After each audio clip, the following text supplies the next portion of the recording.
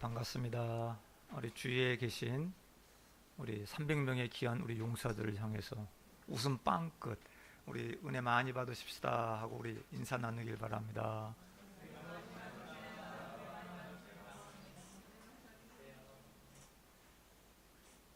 원래 제 목소리가 이렇게 갈갈합니다. 그러니까 뭐 아픈 거 아니니까 뭐 오해하지 말아 주시고요. 그냥 강중침에 있을 때부터 기도회를 인도하고 소리질러 기도하고 일본 교회 8년 있는 동안에 계속해서 앞장서서 기도를 이렇게 하나님이 시키셔서 이렇게 목이 갈갈합니다. 그래서 여러분 혹시 병이 있는 건 아닌가?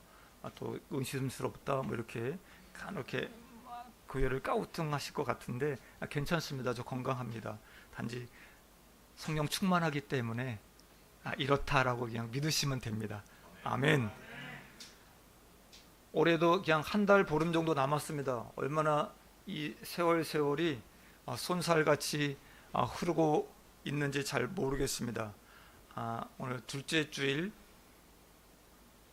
나의 인생에서, 우리 여러분의 인생에서 하나님께 최고의 예배를 드릴 수 있는 오늘 하루가 되기를 소원합니다. 그리고 은혜 받는 시간, 그리고 주님을 만나는 시간 되시길 주님의 이름으로 축원드립니다.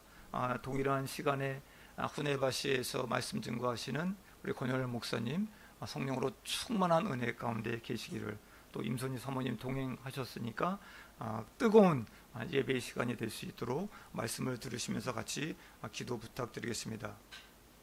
AD 30년입니다. 예루살렘 벽에 이곳 저곳에 하나의 벽보가 붙어져 있습니다. 스승을 판 제자 가룟 유다, 제자에게 팔려 법정에 선 예수, 이런 벽보가 붙어 있었습니다. 아니, 스승을 팔았다고? 아무리 그래도 그렇지 어떻게 스승을 돈 주고 팔 수 있지? 사람이 되어서 사람 같은 일을 저질렀구만. 아니, 그렇게 말일세. 예수도 불쌍하지 어떻게 그런 사람을 제자라고 옆에 두고 있었을까? 정말 믿을 사람 한 사람도 없네 라고 서로가 얘기를 하고 있었습니다. 우리는 다양하게 일어나는 지금의 이 순간순간들을 맞고 살아가고 있습니다. 우리는 가끔 사건을 저지른 범인들을 보면서 저 사람은 원래 그런 사람인가? 아니면 그렇게 된 사람인가? 그 사건을 저지른 이런 범인들을 보면서 이렇게 우리는 조명을 해봅니다. 저는 오늘 AD 30년 그때를 돌아가서 우리 스승을 판 제자 가룟 유다를 잠깐 우리 조명해 보면서 그 가운데서 우리에게 주시고자 하는 우리 하나님의 은혜를 같이 나누고자 합니다. 여러분들은 가룟 유다 그러면 어떤 생각이 드시나요? 배신자? 예수님을 판 자? 아마도 이런 것들을 아마 생각해 내실 겁니다. 한마디로 가룟 유다는 배신자로서 사람들의 우리 머릿속에 내리 속에 각인되어 있는 것 같습니다. 가룟 유다는 자기 이익에 따라 스승도 그냥 막 배신해 버리는 원래 그런 종류의 사람이었을까요? 아니면 어쩌다가 배신하는 사람이 되었을까요? 첫 번째입니다. 가룟 유다가 어떤 사람이었는지 잠깐 살펴보고자 합니다. 가룟 유다는 여러분 잘 아시죠? 유다의 지역에 예루살렘 밑에 남쪽 지역에 있는 이스카리옷, 한국어 번역본에는 가룟, 이렇게 가룟이라고 번역되어 있습니다. 가롯 지역의 출신 사람입니다. 예수님의 제자들 대부분은 갈릴리 시골의 어촌 출신인데 비해서 가룟 유다는 교육의 기회를 많이 받은 사람인 것 같습니다. 또한 지역 특성상 다른 지역 사람들과 비교했을 때 유대인으로서 자부심도 아마 강했을 것 같습니다. 그리고 유대 인근 지역으로부터 갈릴리 지역 위에까지 가서 살았던 것으로 봐와 아마 세상 경험도 많이 했던 사람 같다라고 알 수 있을 것 같습니다. 따라서 우리는 그는 아마도 재정과 재리를 많이 갖고 있으며 또 제자로 선택될 당시에 그의 인물됨이 아주 신실했기 때문에 다른 지역 출신 지역임에도 불구하고 아마도 일행의 재물을 담당하도록 한 것으로 보인다고 학자들은 얘기하고 있습니다. 두 번째로 가롯 유다는 그럼 어떤 마음의 소유자였을까요? 첫째, 그는 돈의 탐심을 가진 사람이었습니다. 가롯 유다에 대해 사고 분서인 마태, 마가, 누가, 요한의 평가하는 그의 모습에서 우리는 가롯 유다가 어떤 마음의 소유자인지를 알 수 있습니다. 마태는 마태복음 26장 15절에서 16절에 가롯 유다는 예수를 은 30에 팔려고 했던 사람이다라고 기록하고 있습니다. 마가는 마가복음 14장 10절에서 11절까지의 가롯 유다가 예수를 넘겨주고 돈을 받기로 약속했다라고 기록하고 있습니다. 누가복음 22장 3절로 6절에서 누가는 가룟이라 부르는 유다에게 사탄이 들어가니 그가 돈을 받고 예수를 넘겨주기로 했다고 기록되어 있습니다. 요한복음 12장 4절에서 5절까지는 마리아가 항유 옥합을 깨트려서 예수님의 발에 붓습니다. 그리고 자기 머리털로 닦습니다. 이 모습을 본 가룟 유다는 이렇게 말을 합니다. 이 항유를 어쩌하여 300데나리온에 팔아 가난한 자들에게 주지 않느냐라고 분을 내며 말하는 가룟 유다를 볼 수 있습니다. 이때 요한은 12장 6절에서 이렇게 말하면 그는 도둑이라 동계를 맞고 거기 넣는 것을 훔쳐감이려 이렇게 표현하고 있습니다. 가룟 유다를 도둑이라고 기록하고 있습니다. 우리는 아마도 이렇게 생각합니다. 교회에서 재정을 담당하는 분들은 아마도 성도들로부터 신임을 받고 있는 분, 목사님이 신뢰하는 분 이렇게 알고 그분을 재정 담당자로 세웁니다. 아마 유다도 그런 사람이었음에 분명합니다. 그는 신임받는 지위를 이용해서 공금을 훔치곤 했다라고 요한은 말씀에 기록하고 있습니다. 유다는 아마도 이 재리에 아주 뛰어난 사람, 경제적인 면에서 남다를 감각을 갖고 있는 사람이다라고 표현할 수 있습니다. 마리아가 주님께 부어드린 향유를 냄새만으로 그는 금방 결정을 합니다. 매우 희귀품인 이 나드 향유라는 것을 바로 알았고 또 그것이 진품인지 아닌지를 알았습니다. 그리고 그 순수성 정도를 알고 있었습니다. 그 자리에서 향유의 가격을 300데나리온이라고 책정한 것은 아마도 일반 사람들은 아마 할 수 없었던 일이 아닌가 이렇게 우리는 생각할 수 있습니다. 그러나 유다가 마리아가 주님께 향유를 부어 드리는 것을 낭비라고 생각하고 그것을 팔아 그 돈을 가난한 사람들에게 주어야 한다라는 말한 그 배경에는 실제로 가난한 자를 생각한 것이 아니다. 가룟 유다는 아마도 돈 맡은 담당으로서 재정 관리를 한 것만이 아니라 평소 돈을 훔쳐 갔던 사람으로서 돈에 대한 욕심이 아주 많은 사람임을 우리는 알 수 있습니다. 그래서 그는 주님에게 향유를 붓는 마리아의 신앙에는 그렇게 관심이 없었습니다. 단지 향유의 가치, 돈에 대한 관심이 더 많았던 것입니다. 우리 조토라는 화가가 그린 작품이 있습니다. 네, 잘 봐주시기 바랍니다.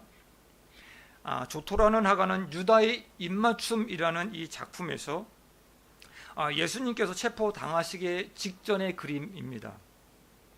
우리 그림 중앙에 있는 사람이 누구일 것 같습니까? 가롯 유다입니다. 가롯 유다는 온몸을 다해 예수님을 안고 입을 맞추려 하고 있습니다. 유다가 입고 있는 옷은 황금색으로 표현되어 있습니다. 보통 노란색이나 이 황금색은 하나님의 임재, 희망, 빛, 온유 이렇게 표현하고 있습니다. 때로는 물질적이고 세속적인 탐욕을 나타내기도 하며 배신 또는 배반의 상징으로 표현하고도 있습니다. 이 그림에서 조토라는 화가는 배반의 의미로 노란 옷을 입고 있는 유다를 그림 중앙에 부각시켰습니다. 가장 화려하지만 가장 비열한 모습, 그리고 그의 얼굴은 잘 보시면 마치 원숭이와 같은 형태로 물질의 탐욕스러운 모습을 추악하게 표현하고 있습니다. 두 번째입니다. 가롯 유다의 마음에는 자기 생각, 야망으로만 가득 찬 사람이었습니다. 성경에는 나와 있지 않지만 성경학자들은 가롯 유다가 예수님을 팔았던 이유가 단지 돈 때문이 아니었을 것이다 라고 이야기를 합니다. 왜냐하면 가롯 유다가 대제사장들과 흥정한 예수님의 몸값은 겨우 은 30세겔이었기 때문입니다. 은 30은 그 당시 소를 6마리 정도 살 수 있는 금액이었습니다. 은 1세겔은 그 당시 일반 노동자의 4일 품삯으로서 30세겔이면 3, 4, 12, 120일치의 품삯인 셈입니다. 그래서 이것을 현 시세로 좀 환산해 보면 약 한 1,500만 원 정도, 한 2천만 원 정도가 아닐까라고 생각되어집니다. 이것은 마리아가 예수님에게 부어드린 항위의 3분의 1 정도 되는 가치라고 합니다. 그리고 출애굽기 21장 32절에 소가 남종이나 여종을 받아 죽게 하면 그 소의 주인은 그 종의 주인에게 은 30세겔을 주어야 한다는 조항이 기록되어 있습니다. 이 당시에도 노예 한 사람의 몸값은 은 30세겔이었습니다. 이런 것을 우리가 종합적으로 생각해 볼 때 당시 노예 한 사람의 값은 엄청나게 비싼 가격이 아니라는 것을 우리는 알 수 있습니다. 돈을 좋아하고 돈 욕심이 많은 그런 가롯 유다인지라 예수님의 몸값을 이렇게 흥정의 끝을 거시고 대제사장들도 일정 금액을 제시했을 텐데 더 많은 돈을 아마 가롯 유다가 받을 수도 있었을 텐데 가롯 유다는 단지 노예의 몸값인 은 30세겔만을 요구했던 것입니다. 예수님을 노예 한 사람으로 취급하고 노예 한 사람의 값만 받고 예수님을 팔았던 것입니다. 어떤 학자들은 가롯 유다를 이렇게 표현하고 있습니다. 가롯 유다는 다른 제자들과 마찬가지로 처음에는 예수님의 교훈에 감화되고 그 능력에 탐복하여 예수님을 따랐을 것이다. 그리고 얼마 가지 않아 예수님의 놀라운 기적들을 목격하고 또 수많은 사람이 따르자 야고보나 요한 그리고 다른 모든 제자처럼 메시아 왕국을 꿈꾸게 되었고, 당시 대부분의 유대인들이 유대 나라를 로마의 압제에서 구출할 메시아를 고대하고 있었기 때문에 아마도 가롯 유다도 젊은 유대인으로서 예외 없이 정치적인 야망과 야심을 갖고 예수님을 따른 것으로 보고 말하는 학자들도 있습니다. 어쩌면 학자들의 말처럼 가롯 유다는 예수님의 기적을 보면서 예수님이라면 이 유대를 로마의 식민지로부터 해방시키시고 독립시키시고 로마보다 더 강력한 나라를 이루실 분이다. 그러면 그때 나도 높은 지에 올라 예수님과 함께 더 강력한 나라를 만들어 갈 것이다. 나갈 것이다. 이런 부푼 기대와 꿈을 가졌던 젊은이였을지도 모른다고 말을 합니다. 예수님이야말로 나의 야망과 기대를 이루어 주실 것이다. 가룟 유다는 이것을 확신하고 기뻐하며 지냈습니다. 그런데 어느 날 주님은 자신이 죽을 것이라고 이야기하는 것입니다. 아니, 우리를 식민지에서 해방시키시고 새로운 왕국을 건설하는 것이 아니고 죽는다고? 그냥 죽는다고? 이게 대체 무슨 일이지? 그럼 나는 뭐가 되는 거야? 내가 이루고 싶었던 꿈은 어떻게 되는 거야? 나는 헛된 꿈을 그냥 쫓아다녔던 것인가? 그런 그의 마음에 요한복음 12장 2절에서처럼 마귀는 가룟 유다의 마음에 예수를 팔려는 생각을 집어넣은 것입니다. 가룟 유다는 성장하면서 로마 식민지로 억압받고 부당한 대우를 받고 사는 이런 유대인들을 보면서 열심히 공부를 합니다. 그리고 이 나라를 위해서 쓸모있는 인간이 되고자 노력했을 것입니다. 또 그것을 달성하기 위해 다양한 경험을 익히며 다니다가 예수님을 만납니다. 드디어 내가 찾던 분을 만났구나. 기뻐했을 것입니다. 그런 성실히 예수님을 따랐고 그의 말씀을 경청하고 그가 사람들에게 베푸시는 기적도 보았습니다. 예수님은 그의 신실하심을 보시고 기도하시면서 12명의 제자 중 한 명으로 그를 선택하셨습니다. 그러나 이런 가룟 유다의 마음에 탐심이 자라고 자신의 생각과 야망이 커져 예수님을 팔게 된 가장 결정적인 이유, 가룟 유다는 원래 그런 사람일까? 그런 사람이야? 라고 몰아붙이기에 우리가 간과하지 말아야 하는 단 한 가지 이유를 우리는 기억해야만 됩니다.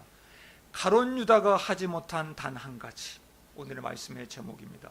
이것 때문에 그는 스승을 판 배신자로 비참하게 생을 마감하고 맙니다. 가룟 유다가 하지 못한 단 한 가지, 말씀이 들릴 때, 말씀이 내 안에 머무를 때, 뭔가 요동칠 때 바로 회개하지 못한 삶이었습니다. 아멘. 주님이 우리를 향한 끊임없는 사랑, 우리가 회개하고 돌아오기를 기다리고 계시듯 가룟 유다를 향한 주님의 기다림도 분명히 있었다는 것을 우리는 본문에서 찾아낼 수 있습니다. 우리 슬라이드 요한복음 10절 말씀입니다. 주님은 마귀가 벌써 유다의 마음에 예수를 팔려는 생각을 넣은 것을 아시고 요한복음 13장 10절 11절에서 너희가 깨끗하나 다는 아니니라 말씀하시며 가룟 유다가 듣고 회개하길 원하셨던 것입니다.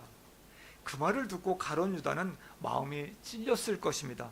아니 도대체 예수님이 어떻게 내 마음을 아셨지? 어떡하지? 이제라도 사실대로 말씀드리고 잘못을 빌어야 될까? 라고 생각했을 것입니다. 가룟 유다는 다는 아니다라는 그 예수님의 말씀에 예수님 맞습니다. 제가 주님을 팔려는 마음을 가졌습니다. 왜냐하면 저는 주님이 제 꿈과 야망을 이뤄주실 수 있다고 믿었거든요. 주님으로 인해 이제 부귀와 권세를 이룰 수 있겠다고 생각했는데 죽는다고만 말씀하시니까 제가 그렇게 했습니다. 이렇게 회개하고 돌아켰으면 얼마나 좋았을까? 그런데 그는 예수님의 말을 듣고도 회개하지 않았습니다. 마음이 더욱 완악해져 버렸습니다. 오늘 본문에서는 가룟 유다를 사랑하시는 예수님의 그 마음, 그가 돌이키고 돌아오기를 기다리며 하시는 두 번째 손 내미는 그 절절한 사랑을 우리는 알 수 있습니다. 요한복음 13장 4절에서 예수님은 갑자기 겉옷을 벗으십니다. 수건을 가져다가 허리에 두르십니다. 그리고 대야에 물을 떠서 종들이나 노예들이 하는 그런 제자들의 발을 씻기십니다. 그것을 보고 있는 가룟 유다는 마음이 더욱 완악해져, 아니 이 노예처럼 발까지 씻긴다고? 내가 생각한 예수님은 이런 모습이 아닌데 죽는다고 하더니 이제는 종처럼 우리들의 발까지 씻기시는 거구나. 내가 노예 못 가신 30 정말 잘 적정했다라고 생각했을지도 모릅니다. 제자들의 발을 다 씻기신 후에 예수님은 제자들과 마지막 만찬을 하십니다. 우리 슬라이드, 우리 특별한 만찬, 요 다음에, 요거부터.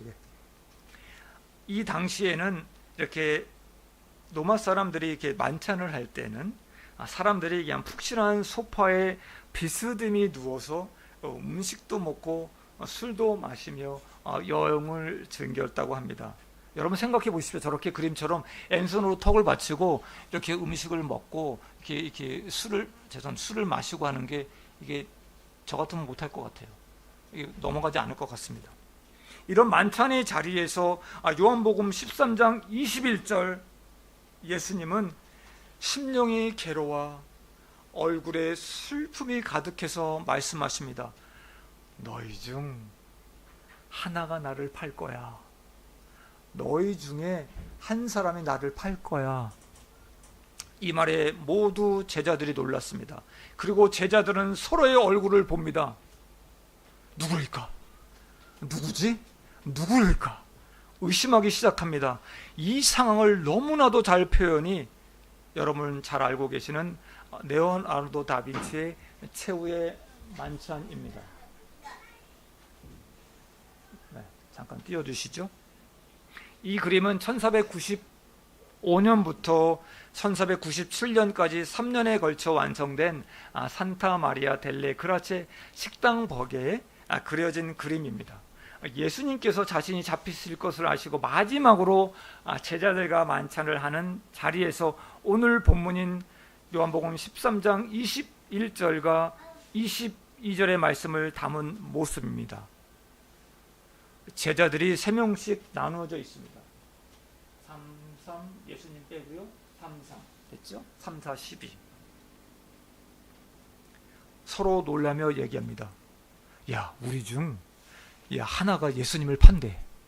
우리 중 하나가 예수님을 판대. 그게 누구야? 23절에서 26절에서 이때 베드로는 예수님의 품에 의지하여 잘 보시면 아실 거예요. 누워있는 주님이 사랑하시는 자 사도 요한에게 머리짓을 합니다. 어이 요한, 야 내가 너가 좀 주님께 좀 물어봐라. 야 누가 팔 사람인지 좀 물어봐라. 야 빨리 물어봐라. 사도 요한은 주님께 기대어서 물어봅니다. 주여 누구시오니까? 26절에서 예수님은 대답해 주십니다. 우리 같이 읽겠습니다. 시작. 예수께서 대답하시되 내가 떡 한 족을 적셔서 주는 자가 그니라 하시고 곧 한 조각을 적셔서 가롯 시몬의 아들 유다에게 주시니. 아멘. 내가 떡 한 족을 적셔다 주는 자가 그니라 라고 하시면서 가롯 유다에게 주셨습니다. 다시 최후의 만찬. 이 그림에서 보면 가롯 유다는 사도 요한, 베드로와 같이 예수님 근처에 있었습니다. 예수님은 끝까지 가롯 유다를 가까이에 두시고 유다에게 떡을 적셔서 주시면서 내가 나를 판다고? 유다야, 제발 마음을 돌이키길 바란다. 내 마음과 생각대로 하지 말기를 바란다. 그것은 사망의 길이야. 제발 돌아오길 바래. 비통함과 간절함으로 떡을 전해주지 않으셨을까 생각해 봅니다. 유다는 주님이 주신 마지막 그 기회, 주님의 그 애절한 눈빛을 외면하고 떡을 받자마자 요한복음 13장 27절에 곧바로 사탄이 그 속에 들어가고 그는 떡은 먹지도 않은 채 곧 나가버립니다. 우리 다 같이 요한복음 띄어져 있지 않습니다. 13장 30절, 요한복음 13장 30절 같이 찾기를 원합니다. 요한복음 13장 30절 같이 읽기를 원합니다. 요한복음 13장 30절 시작. 유다가 그 조각을 받고 곧 나가니 밤이로라. 아멘. 여러분 상상해 보시죠. 캄캄한 어둠의 세계로 나가는 그 유다의 뒷모습, 어떤 모습이었을까요? 예수님은 유다가 자신을 팔 것을 아시고 너무나 괴로운 가운데 끝까지 그를 사랑으로 품으시면서 회개하기를 바라셨던 것입니다. 가룟 유다는 주님, 제가 잘못했습니다. 마귀가 주는 생각에 빠져서 제가 잠시 어떻게 되었나 봐요. 제가 제정신이 아니었어요 라고 회개하지 않았습니다. 마지막까지 회개의 기회를 주시는 예수님의 손을 거절했습니다. 우리 모두도 가룟 유다와 같은 마음을 가지고 있다고 생각합니다. 좀 더 안락한 집, 좀 더 넓은 집, 더 좋은 차를 갖고 싶기에 돈이 더 있었으면 좋겠다. 지금 있는 것들도 자족하지 못할 때가 많다. 그래서 돈에 대한 욕심이 생깁니다. 돈 때문에 사람들과 다투기도 합니다. 마음이 상하기도 합니다. 돈 많은 사람을 보면 내가 누릴 수 없는 것 때문에 우울할 때도 있습니다. 이것을 하면 돈을 많이 번다고 하던데 라는 말을 들으면 귀가 번쩍 뜨입니다. 돈에 대한 욕심을 버리기가 쉽지 않습니다. 주님, 사업이 성공해서 돈을 많이 벌게 해주시면 10분지 2는 주님께 드리겠습니다 라고 기도도 합니다. 남들보다 더 높은 위치에 올라가고 싶은 야망과 욕망도 있습니다. 내가 가진 욕심, 야망을 위해 주님께 기도하기도 합니다. 내가 꿈꾸고 소망하는 것들을 얻어내기 위해 하나님의 능력으로만 성취하려는 이런 가룟 유다의 마음이 저에게도 있습니다. 유진 피터슨 목사님이 현대인들의 기도의 경향을 한마디의 문장으로 이렇게 간략하게 표현하고 있습니다. 하나님, 우리가 원하는 것을 우리가 원하는 때에 우리가 원하는 방식으로 응답하여, 지금 바로 응답하여 주소서. 이런 욕심으로 가득 찬 우리지만 주님은 여전히 우리를 사랑하시고 회개의 자리로 부르십니다. 아멘. 회개하라, 돌이키라 라는 말씀은 성경에 셀 수 없을 만큼 많이 기록되어 있습니다. 왜일까요? 회개는 우리의 신앙에서 가장 중요한 열쇠이기 때문입니다. 아멘.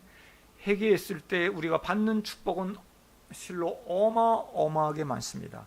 한 4가지 정도를 간단하게 좀 찾아봤습니다.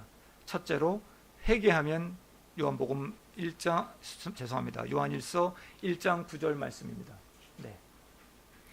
만일 우리가 우리 죄를 자백하면 그는 미쁘시고 의로우셔서 우리 죄를 사하시며 우리를 모든 불의에서 깨끗게 하실 것이요. 아멘. 여러분, 사무엘하 11장 잘 알고 계시죠? 우리는 엄청난 죄를 행하는 한 사람을 찾을 수 있습니다. 그리고 볼 수 있습니다. 사랑하는 스승을 판 것보다 더 큰 죄를 저지른 한 사람의 이야기가 기록되어 있습니다. 다윗입니다. 요압과 그 수하에 있는 모든 군인들은 전쟁에 내보내고 다윗은 예루살렘의 궁전에 남아 있습니다. 왕은 목숨을 걸고 싸우는 군인들을 위해 간절히 기도하기는커녕 한가로이 잠에서 깨어 왕궁 옥상을 거닐입니다. 그는 성의를 거니다가 한 여인이 목욕하는 것을 봅니다.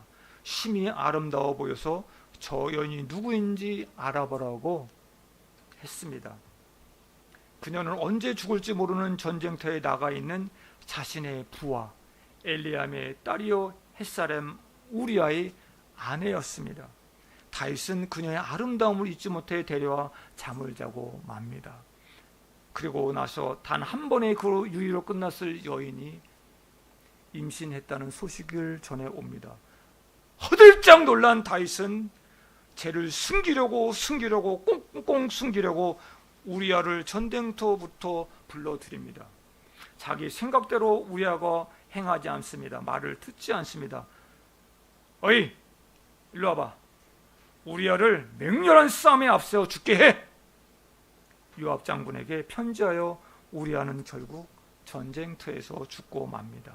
이제 다윗은 마음 놓고 우리아의 아내를 자기의 아내로 취합니다.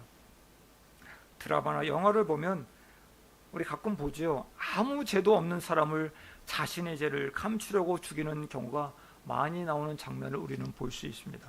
그것처럼 성경은 아주 드라마틱하게 이 다윗의 범죄 현장을 기록하고 있습니다.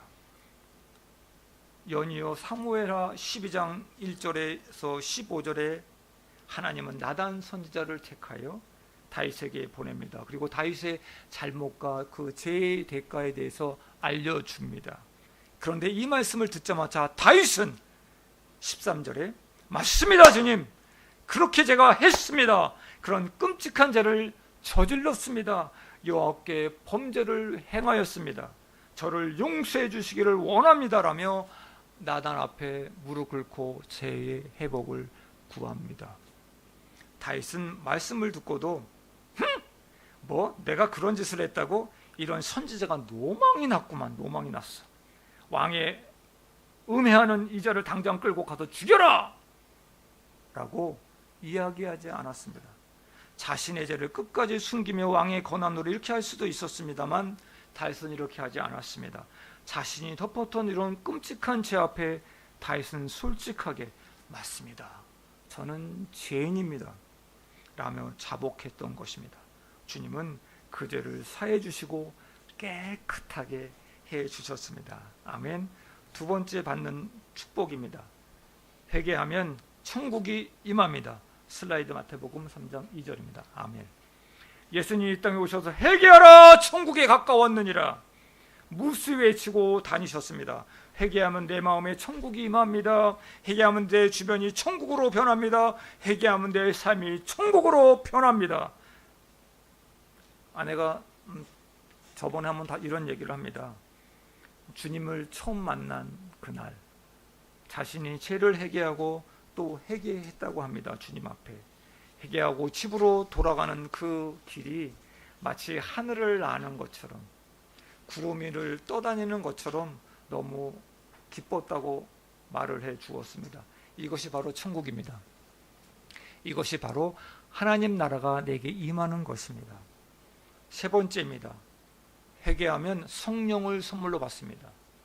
그 다음 슬라이드. 네. 사도행전 2장 38절에서 베드로는 회개하면 성령을 선물로 받는다고 설교를 통해 사람들에게 선포하고 있습니다.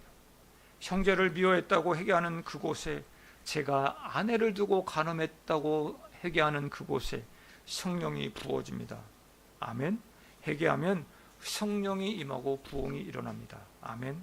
여러분 잘 아시죠? 1907년 평양 대부흥 그 사건, 말로만 생각해도 생각만 해도 가슴이 두근두근 뛰는 대부흥, 그 첫 단추가 바로 회개였습니다. 길선주 장로님의 말씀에 은혜를 받고 저는 친구의 돈을 떼어먹은 아간과 같은 사람입니다. 회개하며 친구의 돈을 떼어먹는 것을 자백하고 나서부터 그 신자들 사이에 회개 운동이 퍼져나갔다고 합니다. 이 운동으로 1년 만에 평양의 그 교인 수가 34%가 증가했고 교회 학교, 즉 기도 학교 같은 것이 136개나 만들어졌다고 합니다. 회개로 시작하는 이런 부흥, 저는 꿈꿉니다. 여러분 꿈꾸고 그것을 기대하고 기도하고 계시죠?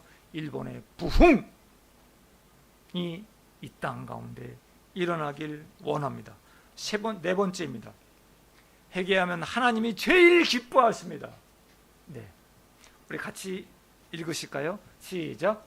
내가 너희에게 이르노니 이와 같이 죄인 한 사람이 회개하면 하늘에서는 회개할 것 없는 의인 99으로 말미암아 기뻐하는 것보다 더하리라. 아멘. 감사합니다.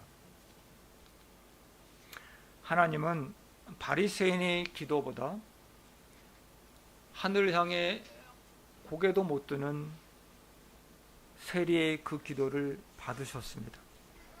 살면서 우리는 무수한 말씀을 듣습니다. 내 마음에 찔리는 말씀을 들을 때도 있습니다. 그런데 그냥 나는 아닌 것처럼 무시하고 그냥 지나갑니다. 나 자신을 합리화하며 넘어가려고 할 때도 있습니다. 나에 대해서는 저도 마찬가지입니다. 죄에 대한 기준이 너무 낮습니다. 제가 아니라고 생각할 때가 너무 많습니다. 아닙니다, 여러분. 우리는 모두 나 자신이 죄를 볼 수 있어야 되고 그 죄를 회개해야만 되는 것입니다. 이 시간 우리 모두에게 이 성령의 은혜, 회개의 영이 임하길 소원합니다. 성령님이 이 시간 우리 마음을 조명하여 주셔서 내 죄를 보게 하시고 가룟 유다가 하지 못해 결국 죽음까지 간 그런 어리석음이 없기를 주의 이름으로 축원드립니다. 다윗은 우리아 아내 밧세바를 간음했습니다. 그것을 은폐하기 위해 우리아를 죽게 한 살인자였습니다. 가능한 자였습니다. 나잔 선지자의 말씀을 듣고 즉시 곧 회개합니다. 시편 51편에 다윗은 이렇게 말씀하고 있습니다. 주의 얼굴을 내 죄에서 더럽히시고 내 모든 죄악을 지워 주소서. 나를 주 앞에서 쫓아내지 마시며 주의 성령을 내게서 거두지 마소서. 내 속에 정한 마음을 창조하시고 내 안에 정직한 영을 새롭게 하소서라고 말입니다. 얼마나 울었겠습니까? 다윗은 눈물을 흘려가며 다윗은 아버지 하나님께 고백을 하는 것입니다. 요한복음 13장 37절에 여러분 아시죠? 베드로가 나는 주님을 위해 끝까지 쫓아가겠노라고, 그리고 목숨을 버리겠다고 고백합니다. 38절에서 예수님은 닭 밀기 전에 너가 3번 나를 부인할 거야 라고 말씀하십니다. 베드로는 정말 예수님 말씀처럼 예수님을 부인했습니다. 맹세하면서 부인했습니다. 저주하면서 부인했습니다. 그러나 주님을 그렇게 배신한 베드로는 닭의 울음소리를 듣고 예수님이 하신 말씀이 기억나 통곡하며 회개했습니다. 오늘 우리가 살펴본 가룟 유다, 마태복음 27장 3절 5절에서 예수님이 처형당하게 될 것이라고 결정되자 그냥 스스로 늦춰온 30을 성소에 던져놓고 물러가 스스로 목매어 자결하고 맙니다. 우리는 이 땅에서 생을 마감한 후 주님 앞에 섰을 때 우리의 인생이 어떻게 되었을까요? 주님으로부터 착하고 충성된 종아 잘하였다, 수고했다 라는 말씀을 듣고 싶으십니까? 아니면 우리 그 첫걸음 가룟 유다의 교훈을 보며 회개하는 것을 깨닫습니다. 작은 죄라도 즉시 회개하여 날마다 하나님을 만나는 하나님 나라를 우리가 체험하며 살아가는 저와 여러분이 되기를 원합니다. 우리는 모두 죄인입니다. 가롯 유다보다 돈에 대한 욕심으로 가득 찬 사람일 수도 있습니다. 남의 것을 탐하고 훔치고 거짓을 말할 때도 있습니다. 아내를, 남편을, 주변 사람들을 미워할 때도 있습니다. 내 꿈과 야망을 이루기 위해서 하나님의 능력을 단지 성취의 도구로만 여길 때도 있습니다. 내 속에 품고 있는 것들이 얼마나 더러운지 말로 표현할 수가 없습니다. 우리 이렇게 고백하기를 원합니다. 여보, 내가 당신에게 너무 심하게 얘기해서 미안해. 내가 당신을 사랑하지 못한 것 미안해. 내가 저번에 이야기했던 것 거짓말이었어. 잘못했어요. 용서해 주세요라고. 이런 회개의 기도가 저부터, 그리고 이 동경 사랑의 교회에서 일어날 때 이곳에 성령님이 임하고 부흥이 일어날 줄 믿습니다. 제가 얼마나 교만한 사람이었는지 모릅니다. 일본에 온 선교사로서 일본인을 사랑한다고 착각 속에 살았던 사람입니다. 한국 교회가 일본 교회보다 우월하다고 생각하며 그들을 가르치려고 했습니다. 그들이 하는 것이 마음에 들지 않았습니다. 그냥 우스워 보였습니다. 주님이 치셨습니다. 주님, 저희 교만을 용서해 주세요. 주님, 저희 교만을 용서해 주세요. 저희 교만을 깨닫고 마음을 찢고 옷을 찢고 아버지 하나님께 얼마나 울며 기도했는지 모릅니다. 그리고 나서 협력 선교사가 무엇인지, 왜 일본 땅에 저를 보내셨는지 그 이유를 한 가지씩 알게 하셨습니다. 잘못했습니다. 잘못했습니다. 이 말을 한다는 것, 성도 여러분, 쉽지 않습니다. 그런데 이 말로부터 성령이 임하고 은혜가 임하는 줄 믿습니다. 결론을 맺습니다. 우리 이 시간에 회개의 영이 우리 모두에게 임해서 우리 회개의 기도를 하기를 원합니다. 주님의 이름을 부르며 회개했으면 좋겠습니다. 베드로처럼 통곡하며 회개하는 은혜가 있기를 원합니다. 다윗처럼 나의 죄를 깨끗하게 해달라고 눈물로 회개하길 원합니다. 그래서 이 자리가 성령이 임하고 아버지 하나님의 나라가 임하고 회개의 영이 임하여 하나님의 나라가 나의 자신의 이 동경 사랑의 교회에 임하는 그러한 축복이 있기를 원합니다. 우리 말씀을 들을 때 즉시 회개할 수 있는 은혜, 회개의 기회에 회개를 못한 가룟 유다 같은 인생이 되지 않는 하나님이 주시는 그 은혜가 있기를 주님의 이름으로 축원드립니다. 우리 기도하기 전에 우리 결단 찬송을 같이 부르시고 같이 기도하기를 원합니다. 부탁드립니다. 우리 정결한 마음 주시옵소서.